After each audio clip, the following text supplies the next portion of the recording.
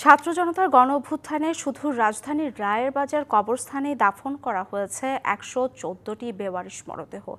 আজ ঢাকা মেডিকেলে এখনও রয়েছে ৮টি মরদেহ। ডিএনএ নমুনা সিআইডির ফরেনসিক বিভাগে সংরক্ষিত থাকলেও কোনো স্বজন এখনও দাবি করেনি এসব মরদেহ।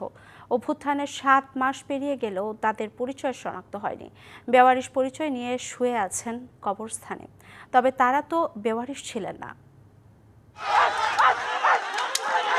জুলাই আগস্টে বৈষম্যবিরোধী ছাত্র আন্দোলন ও গণ অভ্যুত্থানের তথ্য অনুযায়ী নিহত হয়েছেন মোট ১,৫৮১ জন। সে সময় একের পর এক মরদেহের স্তূপে পূর্ণ হয়েছিল লাশঘর। এর মধ্যে অনেক লাশের পরিচয় শনাক্ত না হওয়ায় বেওয়ারিশ হিসেবে দাফন করা হয়।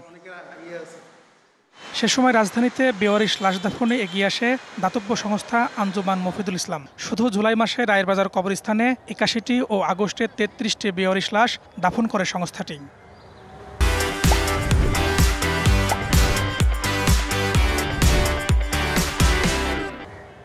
তবে এসব দাফন হওয়া কোনটি কার কবর তা জানার সুযোগ নেই। এ কবরস্থানের দীর্ঘদিনের কর্মী গোলাম রব্বানী জানালেন, গণঅভ্যুত্থান সময়কার আবেগতাড়িত অভিজ্ঞতার কথা। বলেন, একজনকে লাশ দিতে হলে ১১৪টি কবর খুঁড়েই করতে হবে ডিএনএ পরীক্ষা। যখন কবরে নামানো হয়েছে তখনই তো ওনার মুখ ফেক আসে, কারণ ৮ দিন ১০ দিন ১২ দিন পরে বডি নিয়ে আসে। এমনি তো মুখ টুক পয়সা গেছে, কোনোটা খুইয়া গেছে, আমরা তো শনাক্ত করে দিতে পারবো না এটা আপনার বডি যেগুলি দাফন আছে এর মধ্যে তার একটা। ছাত্র জনতার গণঅভ্যুত্থানে শুধু রায়ের বাজার কবরস্থানেই ১১৪টি লাশের দাফন করা হয়েছে। তাদের সবারই পরিচয় ছিল, তবে গণঅভ্যুত্থানের ৭-৮ মাস পেরিয়ে গেলেও তাদের পরিচয় এখনও শনাক্ত হয়নি। সিআইডির ফরেনসিক ডিএনএ ল্যাবরেটরির প্রধান ও deputy chief DNA analyst Ahmed Ferdous বলেন, ছাত্র জনতার অভ্যুত্থানে যাত্রাবাড়ী থানার ২টি এবং শাহবাগ থানার ৬টি ডিএনএ নমুনা রয়েছে।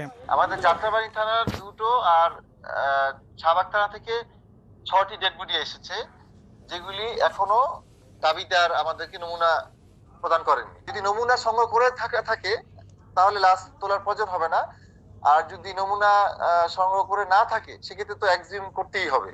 বেওয়ারিশ এসব লাশের বিষয়ে ডিএমপির গণমাধ্যম বিভাগের উপকমিশনার তালেবুর রহমান জানান, অনেকগুলো লাশের ডিএনএ নমুনা সিআইডিতে রয়েছে।